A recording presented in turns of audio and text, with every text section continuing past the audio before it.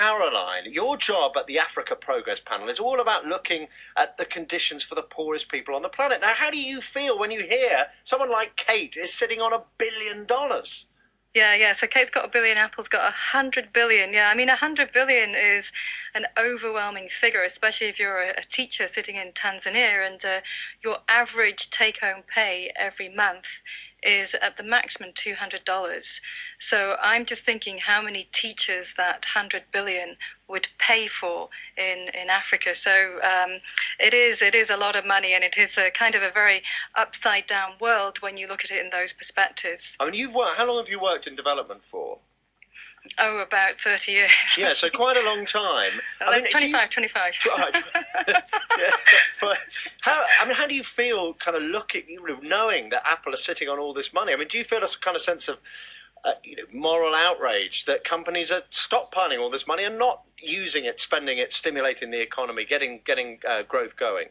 Well, I think what you said earlier on, I think it's all about stimulating economies at the moment and not cutting back. And I think it's not just about governments to stimulate economies, it's also about the private sector, and they do have a role. But do they have a moral obligation to do it? I mean, because I'm going to come to Kate with this, private companies, their money.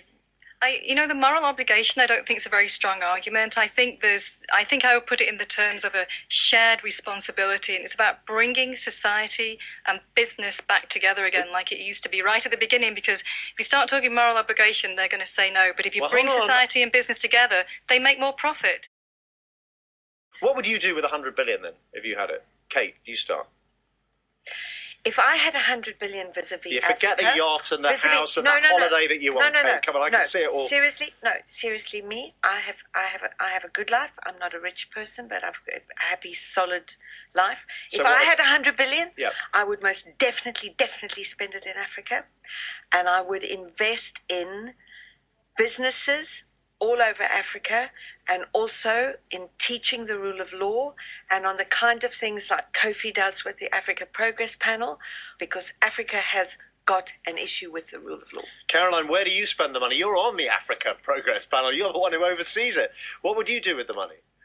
I think that's right. I think, first of all, there's a lot of really creative and innovative things going on in Africa at the moment. So it's not the hopeless continent that the Economist said. No, I mean, economic growth, we're going to come on to this, but economic growth in Africa is really quite strong. So my answer would definitely be to support some of these indigenous businesses that are incredibly creative. And I just want to add another point. This has to be linked to the issues of education, not just putting kids in school, but quality education and skills and issues of health.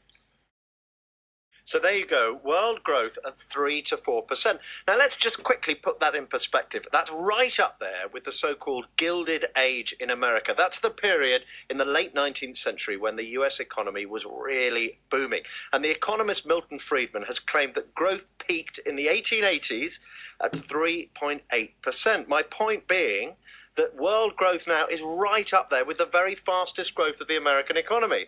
And as Jim O'Neill says, most of that growth is happening in the developing world. So Caroline, you monitor the world's progress towards the Millennium Goals. As Jim O'Neill says, the rise of the developing world is good news, isn't it? I mean, it's already lifting tens of millions of people out of poverty. Yeah, I think that's right. I mean, we actually track the progress in Africa, so I'll focus on Africa.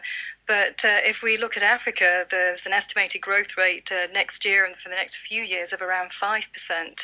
Well, it's higher in quite a number of countries. Is that the whole Africa figure? That's taking out China and India. I mean, if you look at the whole of Africa, if you look at the whole of Africa, it's estimated to be around 5%. If you look at the oil producers in Africa, it's estimated to be going forward around 6 or 7%. So yeah, these are very high percentages. So is this a great levelling? Are we seeing an evening out of the world economy? That's actually quite a difficult question, but I think if you consider that Europe will not grow, the estimate is that Europe will not grow, may even contract next year. So that I think there are some worries around what's going on in Europe, especially if you're unemployed. So if you look globally, it might not look bad, but I don't think we can kind of take away the fact that there's a lot of issues in Europe as well. Of course there are issues in Europe. No, but what I think Jim O'Neill's point is, look, okay, Europe, it's not even really stagnating, is it? It's just not growing.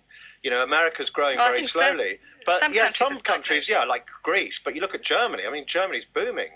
So what Jim O'Neill's saying, he's saying, look, if you look around the world, there's actually a lot of growth happening, most of it outside of the developed world. That's the leveling that he's talking about, isn't it? Yeah, I agree with that. I think that's a really exciting picture to look at. I mean, if you look a year ago, none of us would have estimated this. And I think what's fascinating, if you look at the political economy of the world, because it's not just about economics, it's about influence and it's about power, we can see a lot of shift to the east.